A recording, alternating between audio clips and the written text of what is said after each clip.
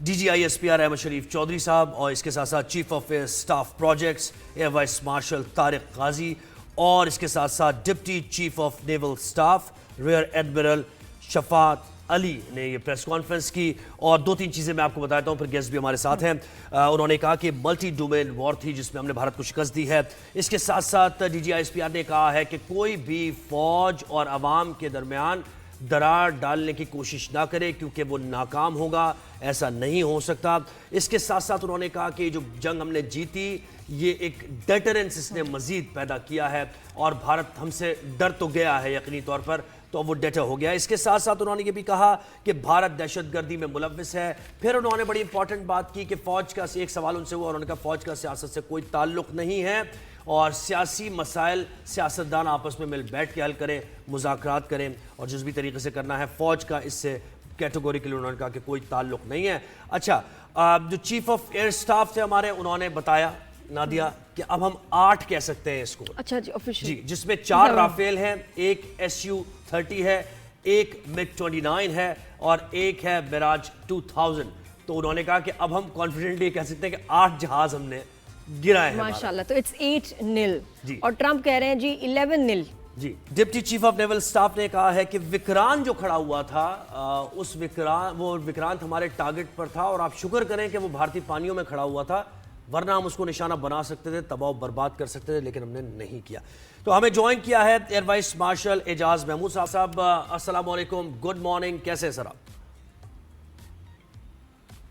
जी वालेकुम अस्सलाम, बहुत शुक्रिया जी।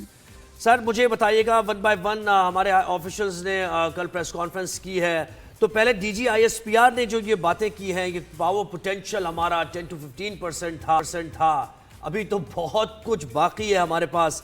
फिर उन्होंने कहा मल्टी डोमेन वॉर में हमने जिस तरीके से शिकस्त दी, इन टर्म्स को, इन चीज़ों को ज़रा एलिब्रेट कीजिए हमारे सामने। मैं ये कह रहा था कि उन्होंने बिल्कुल सही कहा कि हमने अपने टोटल पावर पोटेंशियल का एक बहुत छोटा सा हिस्सा इस्तेमाल किया और उसकी वजह सिर्फ ये थी कि जैसा कि आपको मालूम है कि हमने तो शुरू में पहलगाम ऑपरेशन के बाद चीज़ों को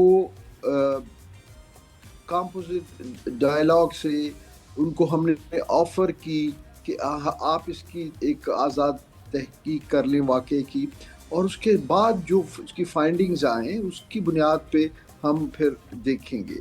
लेकिन उन्होंने आज तक उसकी कोई प्रॉपर इन्वेस्टिगेशन नहीं की, और अगर की तो उसकी फाइंडिंग्स उन्होंने मीडिया में शेयर नहीं की। उसके बाद उन्होंने प्रोवोकेटिव अटैक किए हमारे पाकिस्तान के मेन लैंड पे। ऐसा नहीं है कि ये कोई रूटीन की कोई जैसे LOC पे कोई वायलेशंस हो जाती हैं, क्योंकि वो ज़ाहिर है उसके दूसरी तरफ एक मुतनाज़ा इलाका है, तो ये उस तरह नहीं है। ये मेन लैंड पाकिस्तान पे अटैक हुआ, तो ज़ाहिर है अपने सवरेनिटी, अपने मुल्क के वक़ार के लिए फिर हमने वो रिस्ट्रेंट नहीं कर सकते थे, हमने रिस्पॉन्स ही करना। लेकिन फिर भी इस रिस्पॉन्स में भी जो हमारा कलेक्टिव डिसीजन था लीडरशिप का, वो ये था कि हम अपनी फोर्स एप्लीकेशन से या अपने रिस्पॉन्स में जो चॉइसेस हैं टारगेट की और वेपन्स की, वो दोनों हम केयरफुली उनको जो है मैनेज करेंगे ताकि दुश्मन का इतना नुकसान ना हो जाए कि फिर एक ऑल आउट वॉर जो है पूरे ऑल अक्रॉस द बॉर्डर वो शुरू हो जाए। और वो ज़ाहिर है एक दो न्यूक्लियर आर्म मुल्कों में जंग की तो कोई गुंजाइश ही नहीं है, हम तो हमेशा से ये कहते हैं। लेकिन अगर जंग शुरू हो जाए तो फिर उस पर किसी कंट्रोल नहीं रहता। तो ये वजह है कि हमने बिल्कुल अपनी एक सिलेक्टिव जो फोर्स एप्लीकेशन की, ताकि उनको हमारा पैगाम भी चला जाए और जंग मज़ीद एस्केलेट ना हो।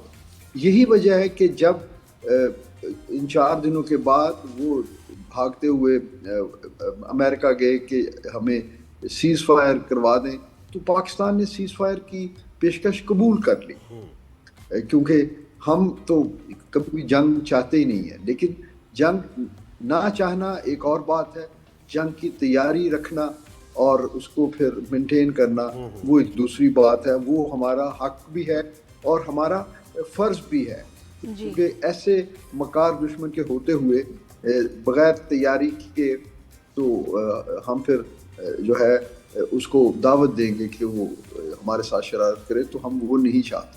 جی سر، آپ کو کیا لگتا ہے کہ یہ مقصد کیا تھا یہ فالس فلیگ آپریشن کا، اور پھر پاکستان پہ اٹیک کرنا، وجہ کیا بنی، اور پھر اگر یہ سب کچھ کر دیا تو اور آپریشن سندور کو لانچ کیا تو اتنی جلدی اس کو ختم بھی کر دیا؟ بس وہ سندور تو وہ ایک چٹکی سندور ہی تھا جی تو اس سے زیادہ وہ بیچارے اتنی دیر یہ تو کچھ گھنٹے ہی چل سکتا ہے. کا مطلب کیا ذرا ہاں، لیکن ایک تھا نا کہ وہ پلان کیا کر رہے تھے کہ جی ہم فالس فلیگ آپریشن کرتے ہیں، پاکستان پہ حملہ کریں گے. حملہ کرنا ایک بہت بڑی بات ہے. واٹ ور دے تھنکنگ کہ کیوں انہوں نے ایکچولی ایک دیکھیں ان کی بیسک ازمپشنز کیا تھی. ان کی بیسک ازمپشن یہ تھی کہ پاکستان از آئسولیٹڈ ڈپلومیٹیکلی. دوسری یہ تھی کہ بھارت کو ایک ایڈوانٹیج حاصل ہے کہ وہ چائنا کنٹینمنٹ پالیسی میں امریکہ اور ویسٹ ان کے پیچھے کھڑا ہے، تو وہ کوئی بھی کام کرے تو اس کو وہ پروٹیکٹ کریں گے یا ڈیفینڈ کریں گے، سپورٹ کریں گے. پھر ان کی ہمارے انٹرنل سچویشن کے بارے میں اسیسمنٹ یہ تھی کہ ہم لوگ سیاسی طور پہ چونکہ ایک پولرائزڈ سوسائٹی بن چکے ہیں، تو اس کی وجہ سے شاید ہم معاشرتی طور پہ بھی ہم آپس میں جو ہے بکھرے ہوئے یا منتشر لوگ ہیں. اور شاید ان کے خیال میں یہ تھا کہ شاید پاکستان کی مسلح افواج اور عوام کے درمیان کوئی ڈسکنیکٹ ہو گیا ہے. اور کیونکہ ظاہر ہے میڈیا میں پروپیگنڈے کیمپینز چل رہی ہوتی ہیں، تو اس سے انہوں نے یہ نتیجہ نکالا.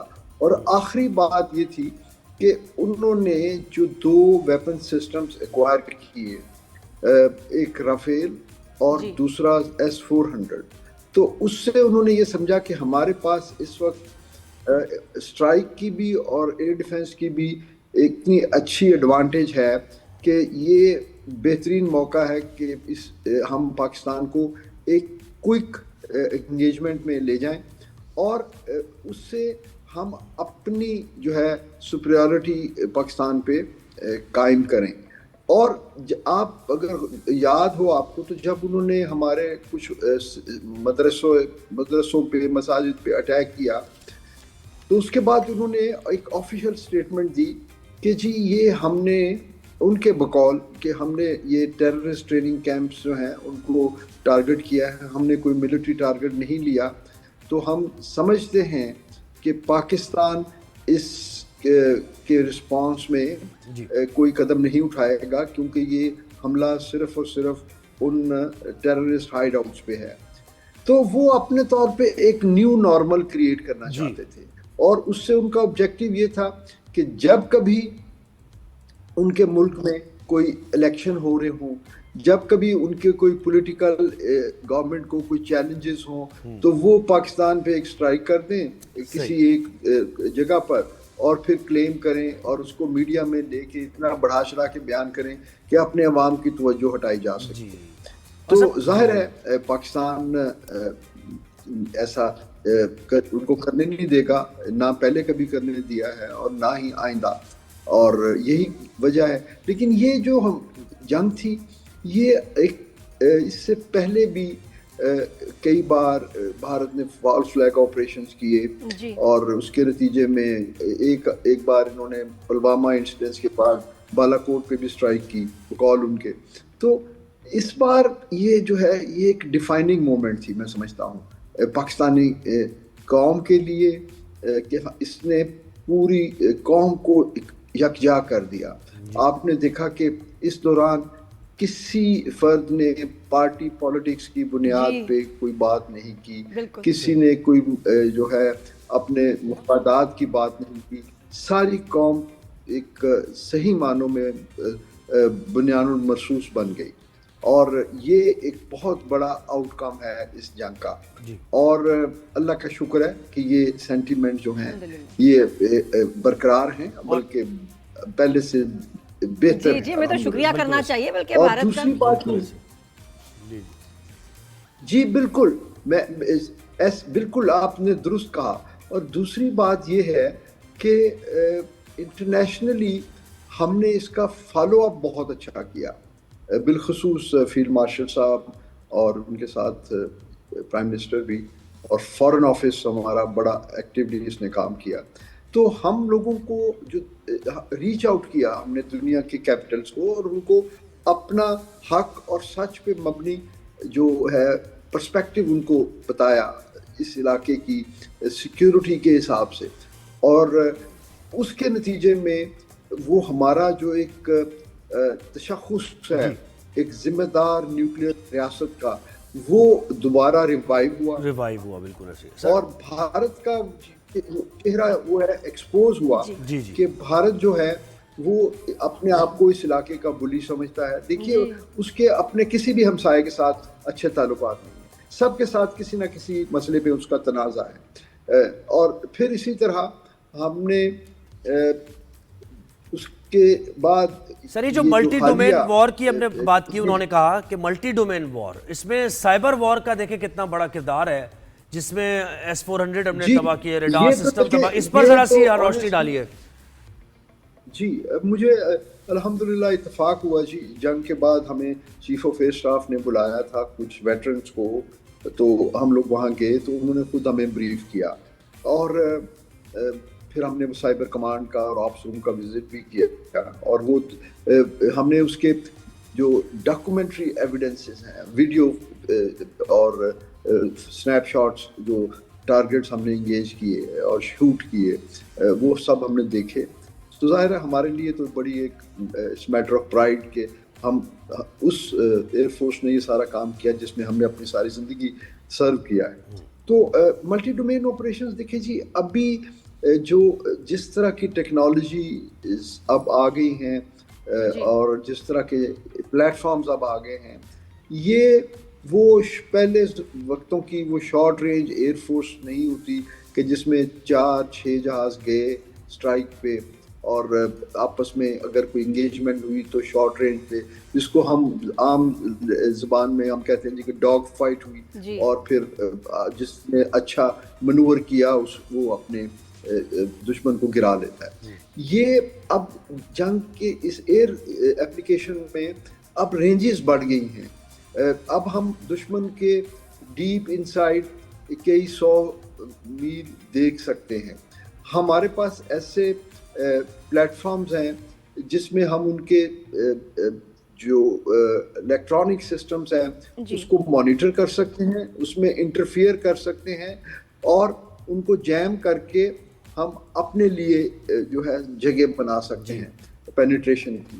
اور یہ سارا کام جو ہے یہ ہو رہا ہوتا ہے ڈیجیٹل لنکس پہ. بالکل, یعنی آپ یہ سمجھیے کہ ان پیکیجز میں صرف اسٹرائک ایئر کرافٹ یا انٹرسیپٹر ایئر کرافٹ ہی نہیں ہوتے, اس میں الیکٹرانک وارفیئر کے جہاز ہوتے ہیں, کمیونیکیشن جیمنگ کے پلیٹ فارم ہوتے ہیں, ریڈار جیمنگ کے پلیٹ فارم ہوتے ہیں, ایئر ٹو ایئر ریفیولر, اور سب سے بڑی بات کہ پھر جو ایویکس جن کو ہم کہتے ہیں وہ جو ہے وہ ہوا میں ہوتا ہے, اور وہ سارے آپس میں اس طرح لنکڈ ہوتے ہیں کہ پوری پکچر جو ہے ایک وہ سب جگہ شیئر ہو رہی ہوتی ہے اور کمانڈر کو پتہ ہوتا ہے. سر یہ بتائیں ہمارے پائلٹس کی ٹریننگ کا بھی بتائیں کہ ہماری ایئر فورس کی ٹریننگ جو ہے اور بھارت کی جو ایئر فورس کی ٹریننگ ہے پائلٹس کی, اس میں کیا فرق ہے؟ دیکھیں فرق جو ہے, حالانکہ ہم دونوں ایئر فورسز 47 کے بعد جو ہے الگ ہوئی, اس سے پہلے ہم اکٹھے تھے جب تو انڈیا برٹش انڈیا تھا, تو اس میں رائل ایئر فورس تھی, اور اس میں ہمارے ٹریننگ اور ساری چیزیں وہی رائل ایئر فورس کے پیٹرن پہ تھیں, جو کہ ایک بہترین ایئر فورس تھی رائل ایئر فورس. لیکن جنگ جب پاکستان بنا تو سب سے پہلے تو انہوں نے ہمیں ہمارے ایسٹس ہی نہیں دیے. ہمیں جو ہے جو فوج کو جس طرح خزانے میں سے حصہ نہیں ملا ملک کو, تو اس طرح ملٹری ایسٹس میں بھی انہوں نے ہمیں ایسٹس پورے نہیں دیے. تو ہم نے اپنا آغاز جو ہے وہ ایک چھوٹی ایئر فورس کے ساتھ کیا, اور ہمیں یہ پتہ تھا کہ ہمارے خلاف جو ہے ہمیشہ, کیونکہ ان کی اکانومی بڑی ہے. آج دیکھیے ان کا بجٹ, ڈیفنس بجٹ ہم سے تقریباً 10 گنا زیادہ ہے. تو یہ جو ایئر فورس کے پلیٹ فارمز ہیں یہ بڑے ایکسپینسو ہوتے ہیں, تو وہ اس لیے ہمارے لیے ان کو ایکوائر کرنا یقیناً ایک چیلنج ہوتا ہے. جی, اور اس کا اظہار بھی کیا انہوں نے ڈی جی نے وہی بات ہے کہ وہ اپنے جوانوں پہ نہیں پیسے لگا رہے, شاپنگ پہ لگا رہے ہیں پیسے. یہ بھی ہے نا, اس لیے ان کا مرال کتنا اس لیے لو ہے. میں عرض کر رہی, میں آپ کا سوال کروں, تو اس میں پھر جو ہمارے لیڈرز تھے starting from air marshal Asghar Khan, پھر ایئر مارشل نور خان, اور پھر ان کے بعد آنے والے تمام کمانڈرز, انہوں نے ایک ہی چیز کو اپنا مشن بنایا کہ ہم نے اپنے لوگ جو پائلٹس ہیں, ہمارے انجینئرز ہیں, ہمارے ایئر ڈیفنس آفیسرز ہیں, وہ ان سب کو ہم نے اس طرح ان کی ذہن سازی کرنی ہے کہ وہ اپنے سے بڑے دشمن کو انگیج کرنے اور ڈسٹرائے کرنے کے قابل ہوں. تو ہم نے ہماری ٹریننگ اور ہماری کامبیٹ ریڈینس, یہ دو چیزیں ایسی ہیں, اور پھر اس کے اوپر آپ یہ کیے کہ آئسنگ آن کیک جو ہے وہ ہمارا جذبہ ہوتا ہے. جذبہ ہوتا ہے, بالکل وہ چیز جو ہے اب وہ اس کو آپ میئر نہیں کر سکتے, اور اسی وجہ سے اس کا اظہار بھی D G I S P R نے کیا کہ ہم اپنے سے بڑے دشمن کو ہم نے جیسے دور چلے. بہت شکریہ ایئر وائس مارشل اعجاز محمود صاحب نے.